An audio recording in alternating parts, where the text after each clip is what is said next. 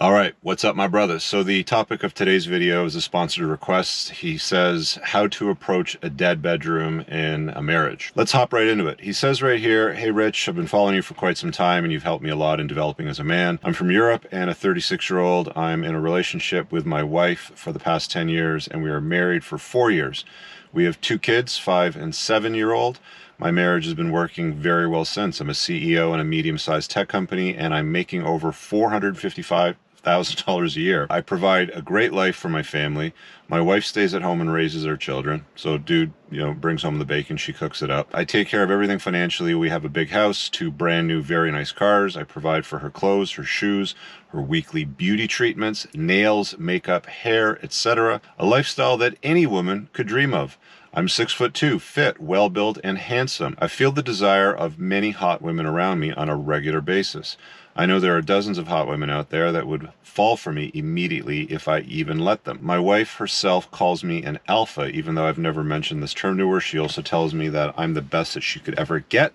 So she's so lucky for having me. She calls me a 10 out of 10, although I see myself as an 8.5 out of 10. My wife is nurturing, pretty, doing everything in our household, taking care of me in every way except sexually, and is the best possible mother to our kids. I'm leading the household. She's acting in her feminine. She's submissive. My life is pretty much perfect except for that one thing. Now the problem, the first 3 years of our relationship, we had burning desire for each other. If you haven't read my book, The Unplugged Alpha, it's been updated into a 2nd edition. It's in the pinned top comment below. You're going to want to get it because there's an entire chapter that deals with genuine burning desire, and every chapter has been updated as well with a field report from my editor to elaborate further on the topic point. Burning desire, they had great sex for 3 years, multiple times a day. But then since our first kid came in the world, all of this changed. I mean, I understand the first years of a child can be rough, and surely I appreciate her effort as a mother, but it has been down to almost 0, now to maybe once a month. By the way, that's essentially the definition of a sexless marriage, if you're only doing it once every month or 2 or something like that. Anyway, he says I have to demand it and convince her to doing it. That's gotta suck, especially when you've got attractive women objectively trying to throw themselves at you. But there's no true desire from her anymore. I brought up this topic multiple times to her, but she's too tired or not in the mood, or she has other things to do and we don't have enough time according to her. Or we don't have enough time according to her. That's interesting. Now my question to you, how should I act further without losing her respect? I don't want to come in needy. I certainly don't want to beg for it. It's hard for me to accept the situation knowing that I could have regular sex outside of my marriage if I wanted to. I bet a lot of guys have to deal with a similar situation. Thanks for helping me out. Please, Rich. Okay. Well, first things first, let's deal with a hormonal issue, because a lot of women, and this isn't talked about very often, women's hormones change quite a lot when they go through pregnancy, deliver a child. This one's done it twice, obviously. Some women never bounce back. It doesn't happen that often, but some women never really bounce back to their former selves. So the first thing that I would encourage you to contemplate, which you probably haven't looked at, is having her see a doctor, checking her full blood hormone panel, seeing if there's any remedies that they can add to a healthy protocol, which will return her to a more enthusiastic sexual state, because it may just be that she's not in a sexual state for anybody, not just you. Now, it might be something completely different. I'm going to say this. You live in Europe, so we're going to talk about a few outside of the box options, because the standard answer to something like this will be, oh, just go get marriage counseling and therapy and blah blah blah, and negotiate when you can have sex and have time for it and all this sort of stuff. And that never works. You cannot negotiate genuine burning desire. It's never going to work out. It ends up with resentment, obligated compliance. It doesn't solve the problem. It puts a band-aid on it. It might seem like it solves a problem. Talking about it's just a colossal waste of time. Let's be honest, what enthusiastic, genuine burning desire looks like, because you had it before you got married, where she would jump your bones enthusiastically on a frequent basis, and you've lost that. So once you've had it, you can't unhave it, right? Like, you can't unsee it once you've seen it. So you're looking for that back, and I totally get that. There's nothing wrong with that. It's completely normal, and it's part of being a man. Especially a high value man that's successful, tall, good looking, has lots of women throwing themselves at you the way that you're describing it. You don't sound like you're socially uncalibrated or awkward or acting in a weird, anxious way.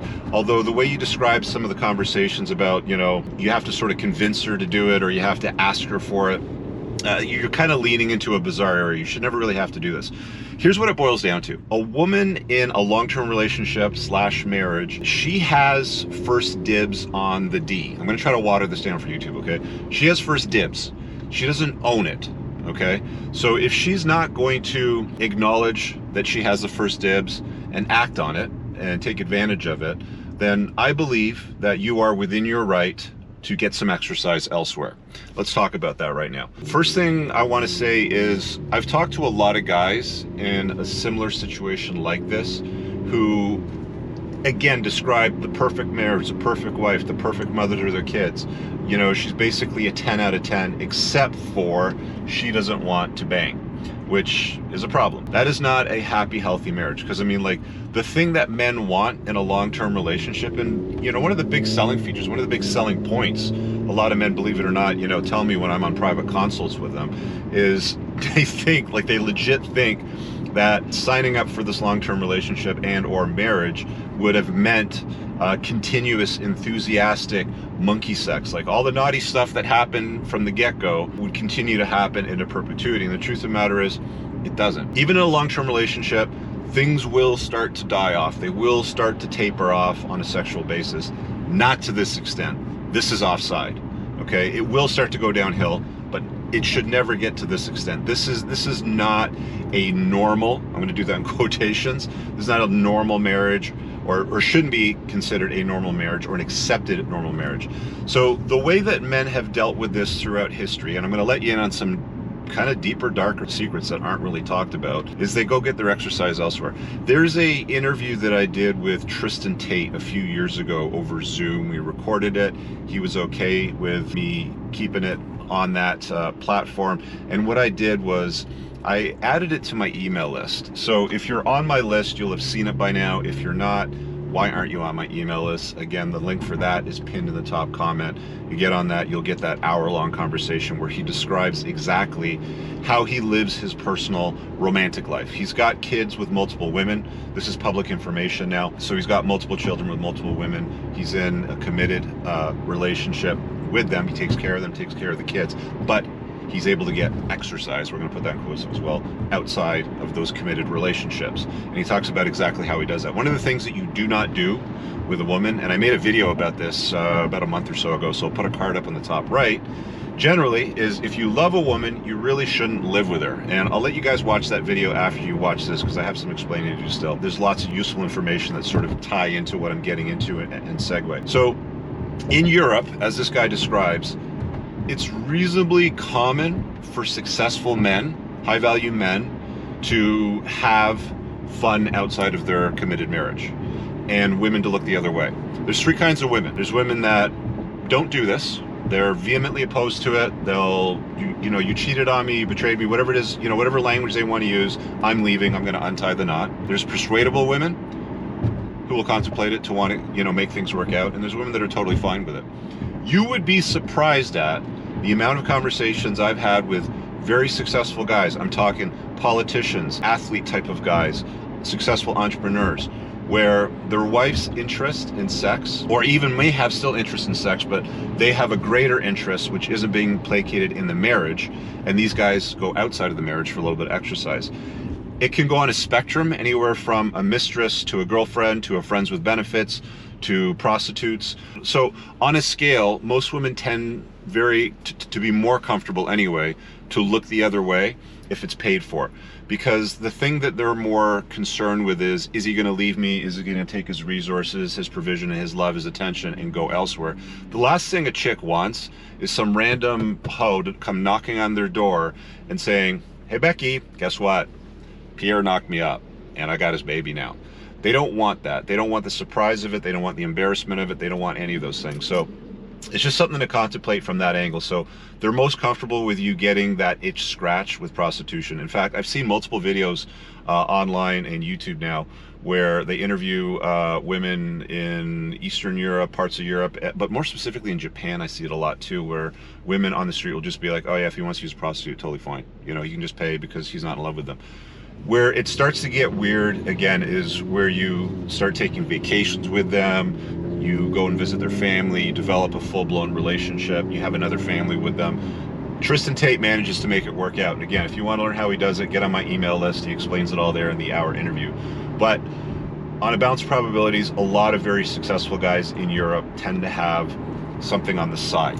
In France, for example, it's been talked about in Esther Perel's book, Mating in Captivity, which is an interesting read. You might want to check it out, where between the hours of something like 4 and 5 to 8 or 9 during certain weekdays, wives know that if their high-value man is not in the house, they're probably out having some fun during that time.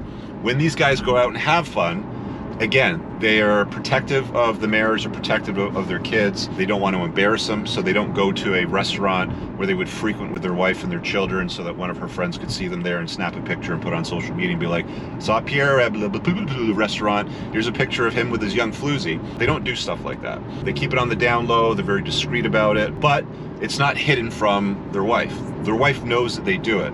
In fact, again, you'd be surprised how many married women actually say, look, go and do whatever you want to scratch that itch, because I'm not interested in sex anymore. Go and do it. Just don't embarrass me. Just don't compromise our relationship. Don't knock anybody up. Don't bring a disease home. Any of those things. One of the other things that also tends to happen too is when you stop asking for it, when you stop requesting intimacy from your wife, and you sort of go about your life doing things, she all of a sudden has a newfound interest in you. Like, why isn't he asking for it? What could he possibly be doing? How much fun is he having on the outside when he's not having it with me like we used to have? So there might be some rekindled enthusiasm. Some people out there say, pack a gym bag, leave it at the front door. You know, you make an advance on her, she doesn't reciprocate.